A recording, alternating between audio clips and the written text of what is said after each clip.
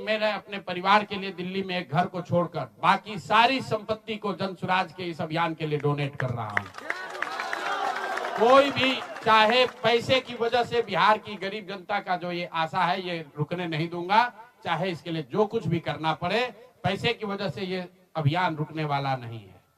मैं फिर से दोहरा देता हूं, अगले 5 साल तक जो कुछ भी मेरी आमदनी होगी उसका कम से कम 90% मैं जन सुराज के इस अभियान को चलाने के लिए दान करूंगा।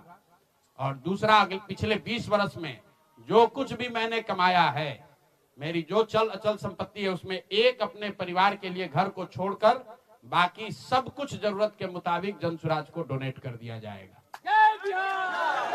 इसके साथ ही मैं आपसे ये भी आपके जरिए बिहार की जनता से, जन सुराज से जुड़े हुए लोगों को ये आह्वान करना चाहता हूं, आप भी संकल्प लीजिए।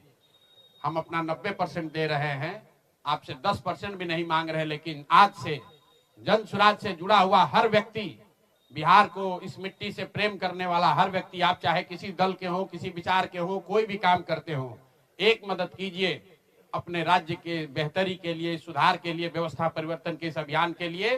कम से कम 1000 रुपया जरूर आप डोनेट कीजिए, 1000 रुपया जन सुराज को जरूर दीजिए।